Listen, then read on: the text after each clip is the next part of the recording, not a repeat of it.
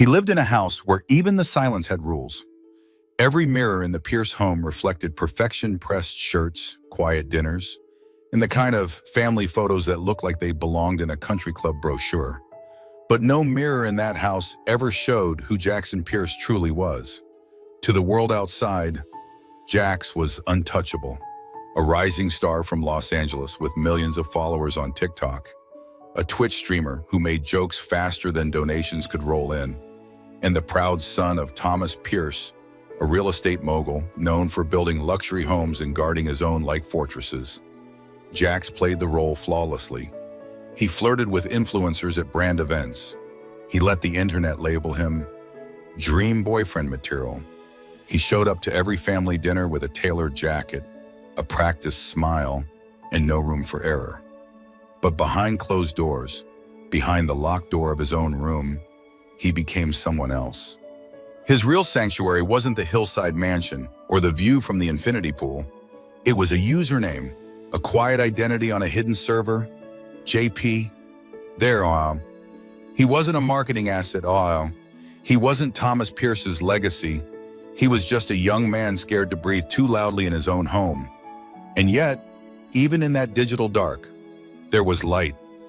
A stranger, hidden behind the name INX Shadows, had become something more than a screen name.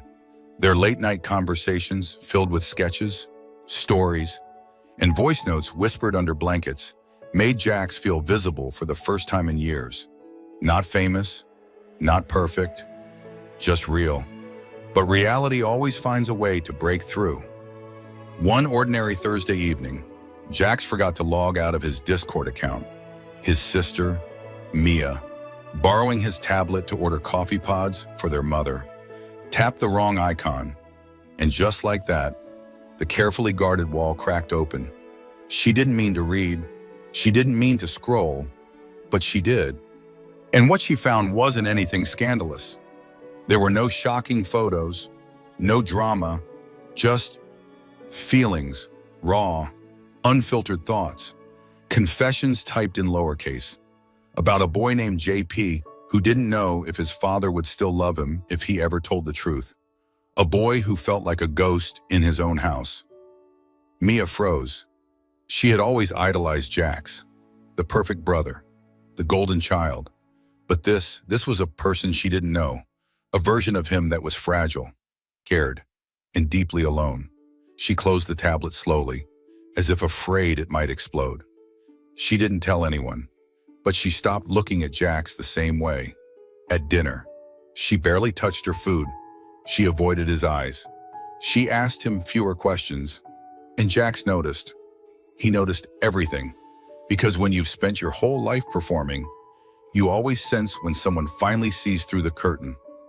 If this moment touched something in you, stay with us. The story of Jax Pierce isn't just about secrets. It's about breaking cycles, confronting silence, and finding the courage to be seen. Follow Heart Stories to witness what happens when the golden child dares to live in color. Mia Pierce had always thought she understood her brother. He was the steady one, the one who made their father proud, who never talked back, who knew how to make even the coldest room laugh. At school, teachers would whisper how lucky she was to have him as a brother. Online, he was a sensation. In the family, he was the gold standard. But ever since that night she opened his Discord by accident, her world tilted. She kept replaying the words she'd read, not because they were scandalous, because they were so heartbreakingly human. There was a loneliness in those messages that haunted her more than any secret. Her brother, who had everything, who made people feel like they belonged, didn't feel like he belonged in his own home. At breakfast, she watched him pour coffee with practiced calm, laughing at their dad's latest story about a failed development deal. He wore a UCLA hoodie and ran a hand through his perfectly disheveled hair like nothing was wrong. But now, Mia noticed every pause between sentences, every moment his smile dropped when no one was looking, every breath held just a little too long. She wanted to say something, to reach across the table and whisper, "I know," but the words wouldn't come. Instead, she gave him a weaker smile. Jax noticed. He noticed too. when she stopped joining in on jokes, when she stayed in her room longer, when she lingered in the hallway, as if rehearsing something she couldn't bring herself to say. He didn't confront her, but the space between them grew heavier by the day, and Thomas noticed it too. As a father, Thomas Pierce prided himself on discipline and observation. He wasn't the type to leave things to chance. A successful man, he believed, could always read a room even when his own family tried to stay quiet. At first, he chalked it up to sibling tension, but then he noticed Jack's missing morning runs, delaying content meetings, spending more time locked in his room. One evening, he caught sight of a notification flash across Jax's laptop before it disappeared. Nix just uploaded a new sketch. It meant nothing to him, but it felt like something, and Thomas Pierce didn't like things he couldn't name. That night, he stood in Jax's doorway longer than usual. He didn't say a word, just watched his son, headphones on, eyes tired, staring at his screen like he was somewhere far away. Thomas clenched his jaw and walked away. In a house as rigid as theirs, silence wasn't absence. It was control. Mia, meanwhile, had taken to reading at night books she never imagined herself reaching for memoirs of LGBTQ+ youth, online forums, even academic papers. She wasn't trying to label her brother. She was trying to understand what it meant to carry something so heavy and still smile like it was nothing. The more she learned, the more her guilt gnawed at her. She had seen Jax's truth but done nothing to protect it. One night, unable to sleep, she knocked on his door. She didn't go in. She didn't even speak. She just stood there, fingers curling into fists. Jax opened the door, surprised. But Mia only said, "I couldn't sleep." Before turning and walking back to her room, it wasn't much. But Jax stood there a long while after she left. The curtain was slipping, slowly, quietly, and in a house where secrets were wrapped in silk and sealed with smiles, even a whisper could feel like an earthquake. It started with a calendar invite. Jax thought it was strange, his father, sending a formal event reminder titled Family Strategy Meeting. But in the Pierce household, everything had to sound like business. Dinner plans were engagements, birthdays were family milestones. So he showed up, Sunday, 7 p.m., the formal dining room, polished mahogany table, spotless crystal glasses. Eleanor had set the table herself, which was unusual. Mia sat stiffly, eyes down, fingers laced in her lap. Jax felt it before a word was spoken. Something wasn't right. Thomas Pierce stood at the head of the table like a judge. He didn't eat. He didn't ask about anyone's day. He only waited for the last fork to be placed down before clearing his throat. "We need to talk about you, Jackson." The air thinned. "I've noticed changes," Thomas said. "Missed meetings, less online activity, a drop in engagement metrics, and lately, odd behavior." His gaze didn't blink. Jax held his breath. Mia gripped her chair. "There are rumors," Thomas continued. "Things being said about your image, associations, people you've been seen messaging. I've spoken with Ava. She's concerned. I'm concerned." Jax kept his voice steady. "Concerned about what?" Thomas didn't flinch. "About choices, about a direction that could harm your future and this family." He reached into his blazer, pulled out a folder, and slid it across the table. Inside were screenshots, Discord conversations, blurred profile icons, even a forum post from JP. "Do you think you're anonymous, son?" Thomas's voice was quiet but cutting. "This is the internet. Nothing disappears." Jax looked down at the papers. His words were there. His fears, his private thoughts, now dissected and printed in black and white.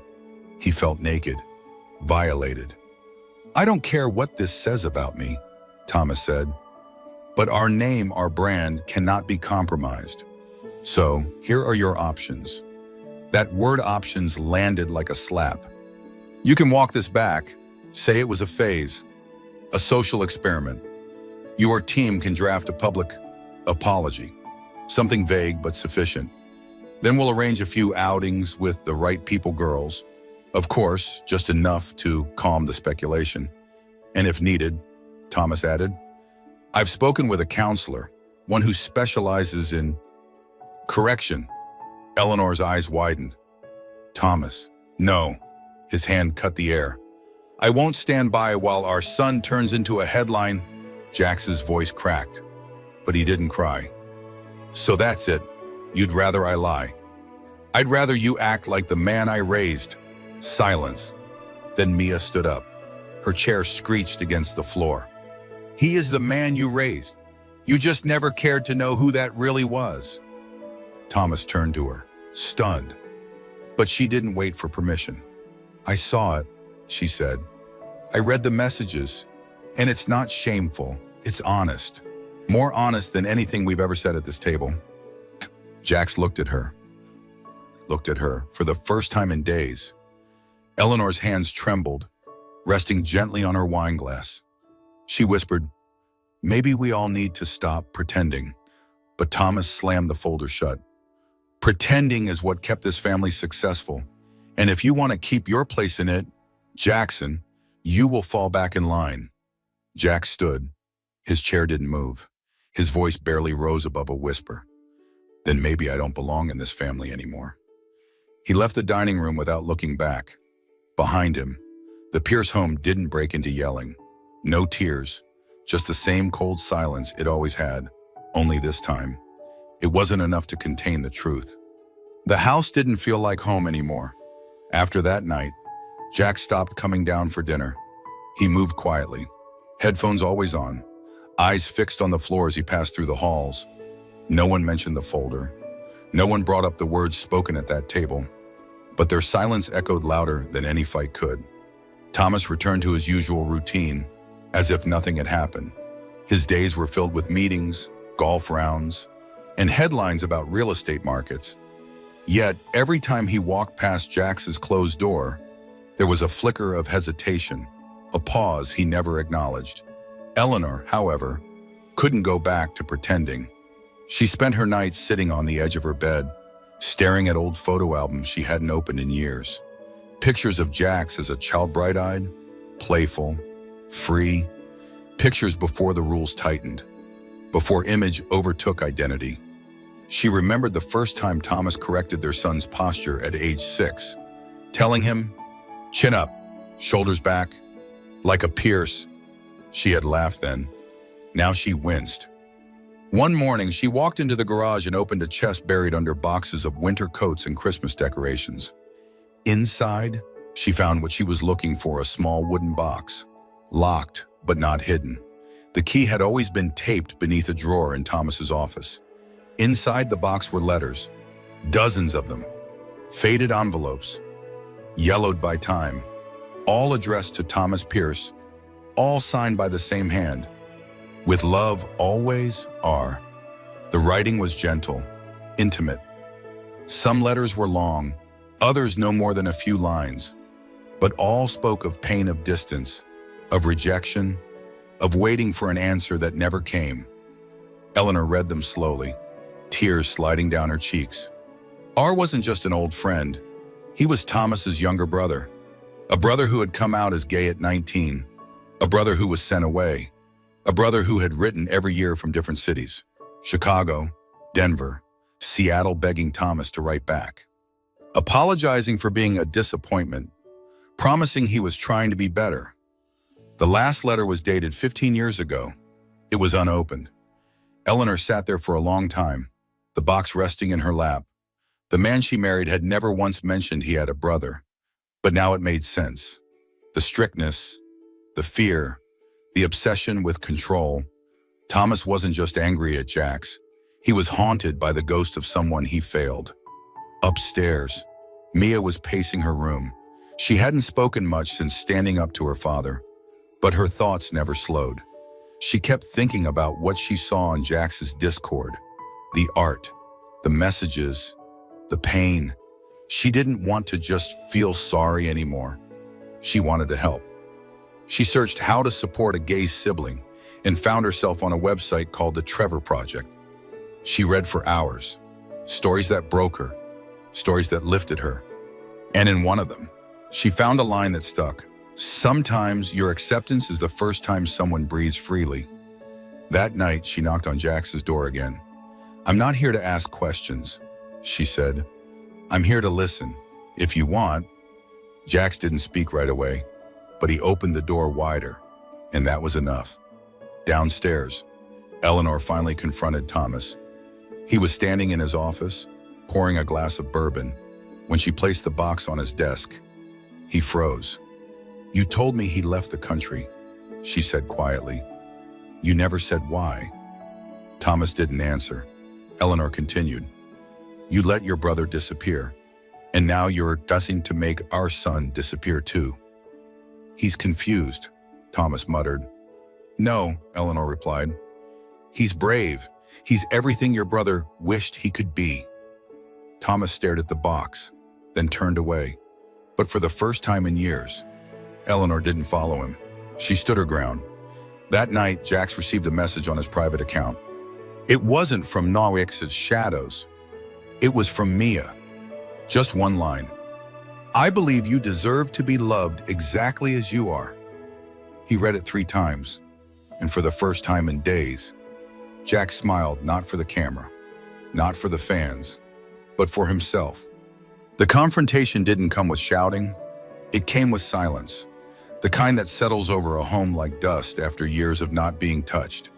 It came with trembling voices and truths spoken slowly, like peeling off old wallpaper to reveal the cracks beneath. They gathered in the living room, not by demand, but by decision. Eleanor, her hands folded firmly in her lap. Mia sitting beside Jax, not as the younger sibling, but as his shield. And Jax, no longer hiding behind posture or polite answers. Thomas entered last, as if he already knew what was waiting. Eleanor didn't waste time. "I found the letters." "Thomas," his eyes darkened. "You had no right." "No," she interrupted, gently but without hesitation. "You had no right to erase your brother, to carry that guilt and pour it into our son, to make Jax believe that being himself is something shameful." Thomas said nothing. Mia stood up next. "You say you built this family, but families aren't buildings. They're not held up by rules and appearances. They're held together by love. And you never gave Jax a chance to feel that." Jax didn't speak right away, but when he did, his voice was calm, not cold, not angry. "I'm not broken," he said. "I don't need fixing. I need a father who sees me. Not your version of me, not your legacy, just me." Thomas turned away, rubbing his hands together like trying to erase something he couldn't see. "I didn't want you to suffer like he did," he said finally. "I thought if I kept you in line, if I kept everything controlled, I could protect you." "But control is not protection," Eleanor whispered. "It's a cage." For a moment, no one spoke. And then Thomas sat down. He didn't apologize, not in words, but his shoulders dropped, his breathing slowed, and for the first time, he looked at his son without trying to correct him. "I don't know how to fix this," he admitted. "You don't have to fix me," Jax replied. "Just try not to lose me." Days passed. Not everything changed, but some things did. Thomas agreed to attend a session with a family therapist. Eleanor took over Jax's brand emails, giving him time to just be. Mia began working on a campus podcast about identity and healing, and Jax, slowly, started living more openly, no longer as a persona, but as a person. He posted a video 1 week later. Not viral, not scripted, just him, sitting under soft light, holding a sketch gifted by Nick's shadows. He didn't label himself. He didn't explain every detail. He simply said, "For the first time in my life, I'm choosing to be honest, and that has to be enough." The comments poured in. Support, gratitude, stories from people who never had the chance to say the same. And in the quiet after the upload, Jax heard his father knock softly at the door. Not to talk, just to sit with him a while. Question for the audience. What do you think is the most important thing a child needs to feel truly loved and accepted by their own family? If this story made you see a part of yourself in it, whether as a child, a parent, a sibling, or simply someone who's ever felt misunderstood, stay with us at Heart Stories. Here, we tell stories that aren't perfect, but they're real because sometimes it's the cracks in a family where the light finally breaks through.